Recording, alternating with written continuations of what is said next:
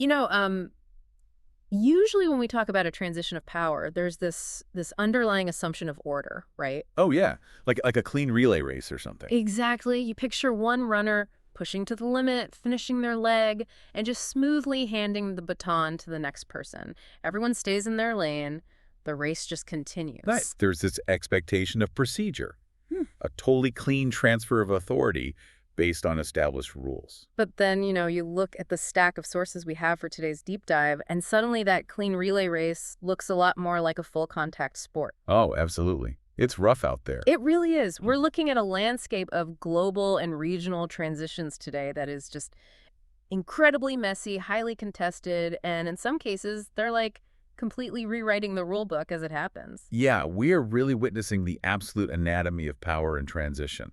And for you, the listener, whether you're observing the incredibly complex math of forming a state government from scratch or, the silent posturing of global superpowers, Or even cricket.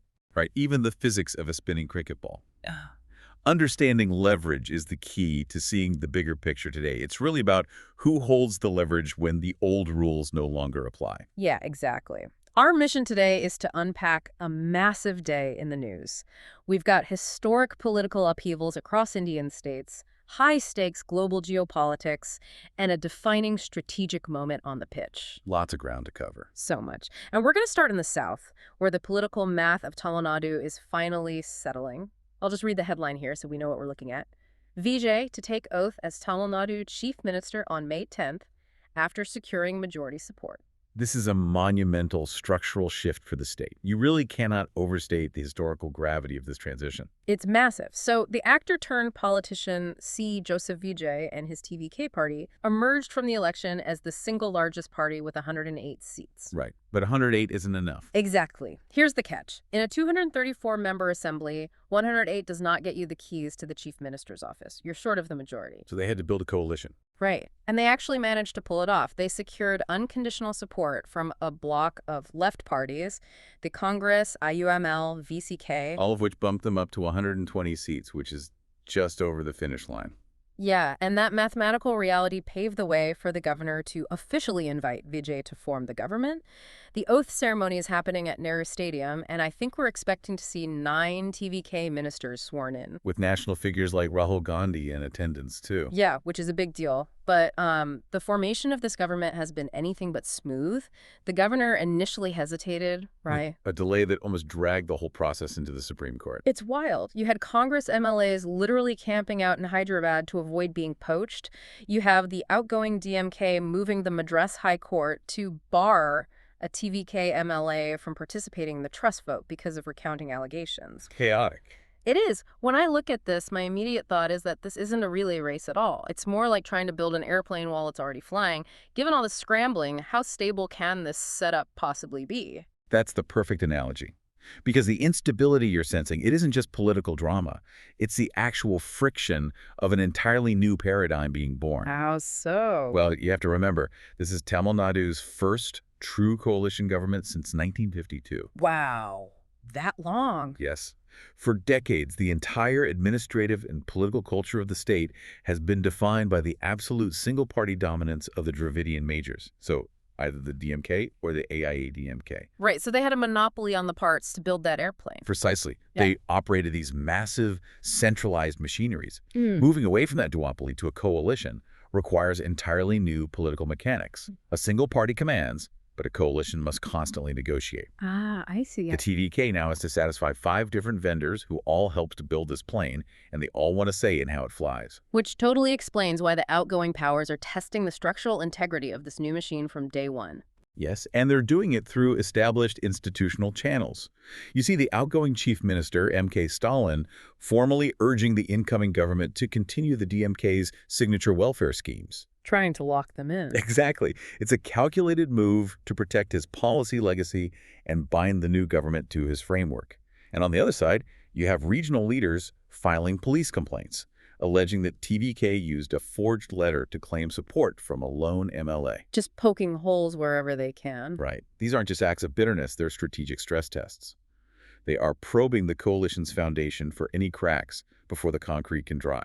Man, it is a messy, real-time transition of power. But if we pivot north to Punjab, we're seeing a very different kind of friction. Yeah, a much more vocal resistance. Exactly. Instead of building a new power structure, we are seeing intense resistance against central authority. The headline for this one is, Kejriwal accuses PM Modi of using ED to intimidate Punjab, compares him to Aurangzeb.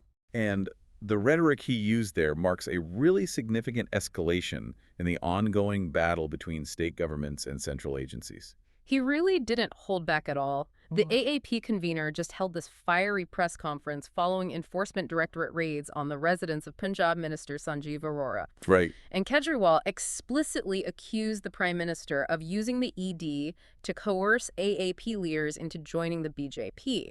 But he went further. He explicitly compared the Prime Minister to the Mughal Emperor Aurangzeb. Which is heavy. It's arguably the heaviest historical artillery you can fire in Indian politics. It invokes a very specific, charged history of oppression. It's highly charged, yeah. And it's designed to resonate deeply with the cultural memory of Punjab. But he also made a very specific operational claim during that presser. He brought up former AAP MP Ashok Mittal. Right, the timing of those raids. Yeah. Kejriwal claims that simultaneous ED raids were happening at Mittal's home, but that those raids miraculously stopped the exact moment Mittal joined the BJP. While the ED returned to Minister Arora's house because he refused to flip. Exactly. I do have to push back here, though.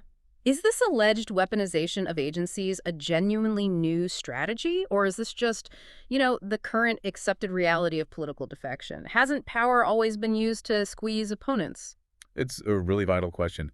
Power has always been leveraged, yes. Yeah. But what Kejriwal is attempting to do here is construct a very specific timeline for his voters. He wants to prove that the scale and the purpose of these agencies have fundamentally changed. How so? He asserts that central agencies pivoted their focus to Punjab, specifically after the West Bengal elections concluded.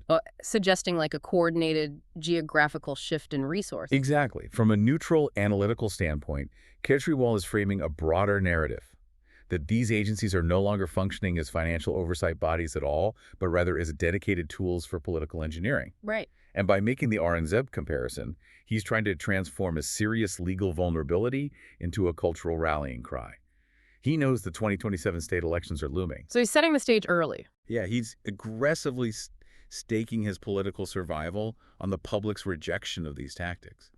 He's framing FS Party not as suspects in a financial investigation, but as defenders of the state's sovereignty. It's a masterclass in trying to control the narrative when you don't control the institutions. Absolutely. But, resistance to central power doesn't always require a fiery press conference or historical comparisons. Sometimes it happens incredibly quietly, right on your smartphone. Ah, yes, the digital front. Right. Look at what is happening in West Bengal. Our next headline is, Mamata tweaks ex-bio as Suvendu Adhikari takes oath, avoids calling herself former CM. A very subtle but powerful move. Yeah. So the BJP has officially ended Mamata Banerjee's 15-year rule. Suvendu Adhikari is actually taking the oath as the state's first BJP chief minister. Yet Banerjee refused to formally concede, and she didn't even submit her resignation to the governor. It's a posture of absolute unyielding defiance. Total defiance. But the digital maneuvering is what really caught my attention.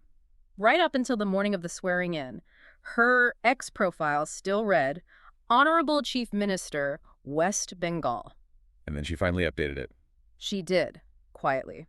But she pointedly refused to use the word former.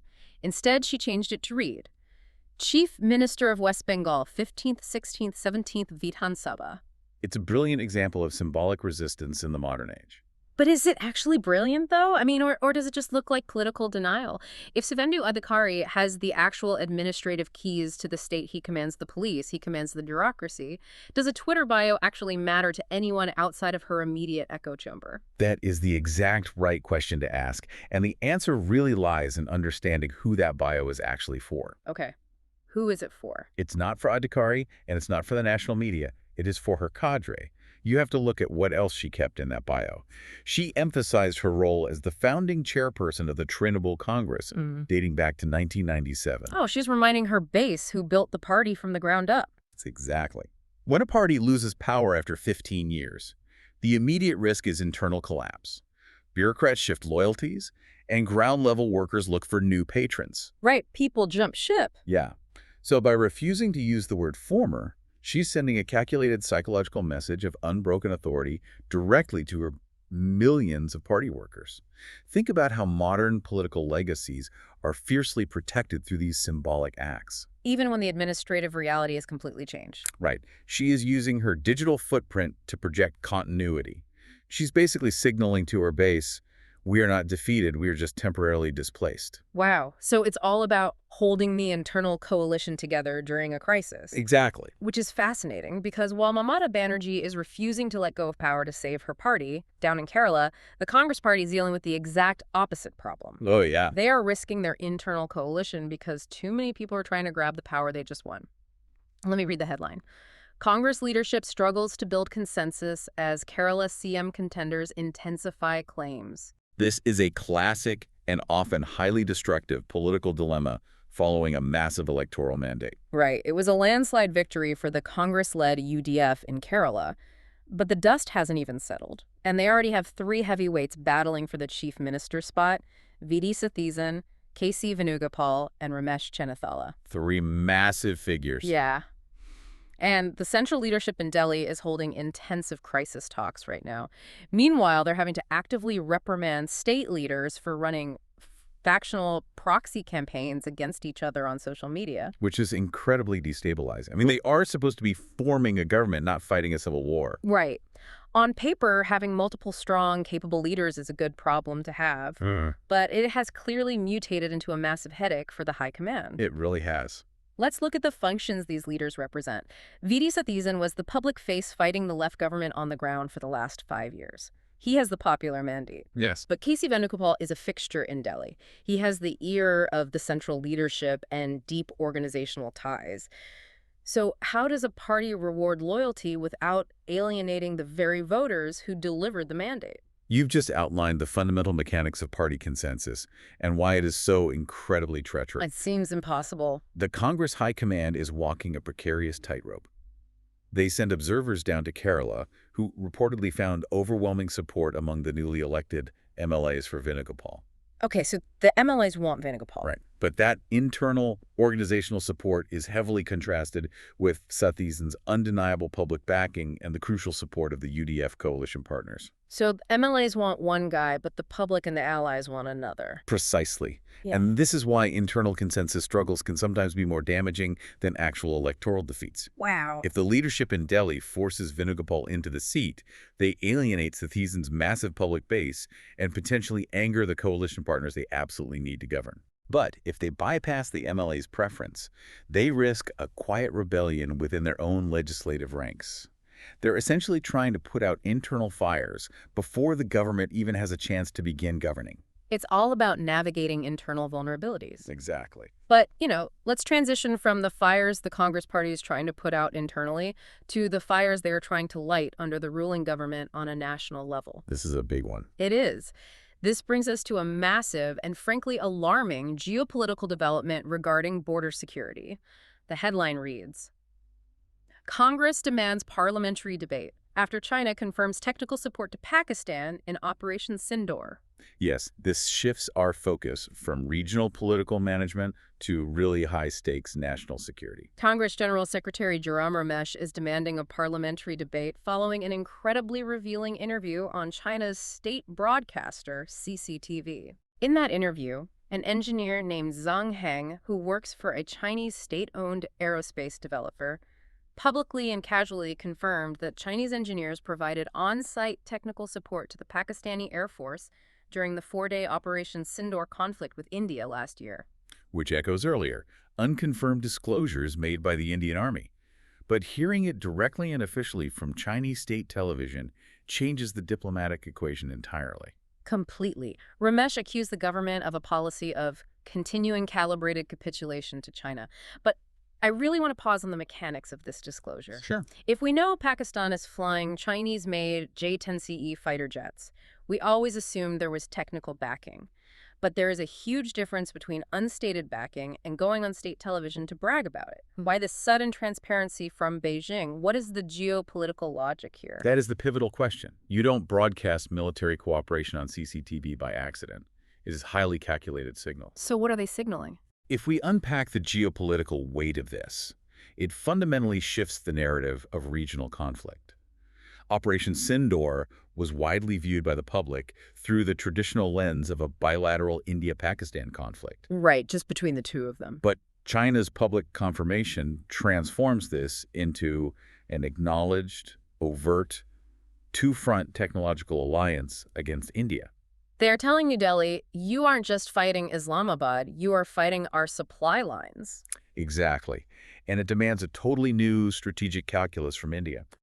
If we look neutrally at the questions the opposition is raising, they're pointing out the paradox of the current situation. What are they pointing out specifically? They're asking about the loss of traditional patrolling rights in Ladakh and questioning why India is simultaneously easing economic restrictions and deepening industrial dependence on Chinese imports, while China is actively supporting military hostility on India's western border. It's a huge contradiction. The critical takeaway for you here is that this is no longer a covert proxy situation. Beijing is forcing India to publicly navigate an overt military partnership that complicates both its defense strategy and its economic policy. Wow. Speaking of global choke points and fragile geopolitical equations, we need to zoom out from Asia to look at one of the most volatile waterways on the planet. Ah, yes. The headline is, U.S. awaits Iran's response as Hormuz clashes threaten month-long ceasefire. This is another situation where power, transition, and leverage are just incredibly unstable. And the stakes here literally affect the cost of living for everyone listening. President Trump has sent a direct proposal to Iran with a clear framework. The U.S. will lift its blockade on Iranian ports over the next month, conditionally if Iran agrees to reopen the strategically vital Strait of Hormuz. Right. But as of right now, there is absolute radio silence from Tehran. Which creates an incredibly nerve-wracking vacuum for international markets. It's the geopolitical equivalent of the ultimate read receipt anxiety. Washington has sent the message, they know Tehran has read it, and now they are just sitting back, watching the typing bubble appear and disappear while global energy flows hang in the balance. That's a great way to put it. For our listener, why is this specific stretch of water so critical to the global ecosystem? If you're wondering why a minor maritime clash halfway around the world matters to your wallet this week, it comes down to supply chain physics. The Strait of Hormuz isn't just a distant body of water. Right. It is a critical, unavoidable artery for a massive percentage of international oil shipments. When there is even a hint of sustained conflict here, insurance premiums for oil tankers skyrocket, global oil prices spike immediately, supply chains are disrupted, and inflation reacts across the board. So that month-long ceasefire was essentially holding the global economy steady. Yes, and the recent clashes show how fragile that stability really is. What the U.S. is proposing to Iran is reciprocal phased de-escalation. Which sounds tricky. It is, because the mechanics of phased de-escalation are incredibly difficult to execute when foundational trust is non-existent. It's game theory. Right. Who blinks first? The U.S. wants to balance pressure with diplomacy, easing the port blockade step by step as Iran yields control of the strait. But without Iran's public acknowledgement of the framework, the U.S. administration is left in a state of strategic paralysis. Wow. They're unsure if the ceasefire will hold or collapse entirely into a renewed, economy-tanking maritime conflict. It's a waiting game where nobody fully agrees on the rules. So let's take a breath from the existential anxiety of global shipping lanes and look at a battle where, at the very least, the rules of engagement are clearly defined within a boundary rope. The IPL. The IPL. Let me read the sports headline. Gil Sudharshan and Rashid lead Gujarat Titans to dominant 77-run win over Rajasthan Royals. This was a transition of power on the points table, featuring a brilliant display of on-the-fly adaptation. Absolutely. The Gujarat Titans secured a dominant win. They posted a massive 229 for 4 in Jaipur, with Shubman Gill smashing 84 and Sai Sudarshan hitting 55. Huge totals. But what I really want to focus on is the extreme contrast in how the two teams handled the conditions. Jofra Archer bowled the opening over for RR, and it was an 11-ball nightmare. Oof, yeah. He leaked 9 extras, couldn't find his line, and GT just accelerated to 82 without loss in the power play. In a format like T20, giving away that much momentum in the first 6 overs is historically fatal. Exactly. But here's the mechanism I want to understand. In the chase, RR started aggressively too. Vaibhav Suryavanshi hit a first ball 6 and raced to 36 off 16 deliveries. Right, they were flying. They were threatening to pull off a similarly mammoth power play. How did GT completely dismantle that counterattack? This is where we see the physical science and tactical brilliance of Rashid Khan. What's so fascinating here is how he actively adapted to the aerodynamics and friction of the pitch. Okay, break that down. When Rashid entered the attack, RR was building dangerous momentum. But Rashid didn't just bowl his standard pre-planned spell. He read the surface in real time, realized the Jaipur pitch was gripping and favoring turn, and he radically altered his game plan. So he didn't force his usual strategy onto a pitch that wouldn't take it. Exactly. Rashid is famous for his googlies, which spin into the right-hander. But recognizing the conditions, he bowled significantly more leg breaks spinning away from the bat than he normally does. Wow. By exploiting that specific friction, he took out the foundational pillars of the RR chase. He pegged back Dhruv Jural's stumps with a sharply turning delivery, and crucially, he trapped Ravindra Jadeja pound right after Jadeja had hit a six. Beating him with a ball that spun viciously into the pads, he finished with 4 for 33. It's an absolute masterclass in reading changing conditions and adjusting your mechanics to secure leverage. Which really brings us full circle today. We've covered a tremendous amount of ground. We really have. We've gone from the messy mathematics of forming coalition governments in Tamil Nadu to the fierce defiance of central authority in Punjab and Bengal. Right. We've examined the treacherous internal consensus battles in Kerala, the high-stakes geopolitical signaling between India and China, the nerve-wracking silence in the Strait of Hormuz, and finally, tactical physics on the cricket pitch. And if there is a core insight for you to take away from this incredible stack of sources, it's how institutional power is rapidly shifting from formal arenas to informal ones. Oh, that's interesting. We see leaders realizing that the old procedures don't always yield the best leverage anymore. Right. It's about finding the alternate route to control. Precisely. Whether it's using a financial investigative agency rather than the ballot box to corner a political rival in Punjab, or using a Twitter bio rather than a press conference to maintain authority over your cadre in Bengal. Or changing your bowling style. Exactly. Fundamentally changing the physical spin of a cricket ball, rather than relying on standard field placements. Control is no longer just about holding the highest office or having the biggest mandate. It is about who can master the informal mechanics of narrative and leverage when the environment changes. That is a phenomenal lens to view all of this through. Power goes to whoever can navigate the muddy waters, not just the one standing on the shore. As you watch the news unfold this week, ask yourself, are you watching a formal procedure or an informal play for leverage? Thank you for joining us on this deep dive. Keep questioning the headlines, and we'll catch you next time.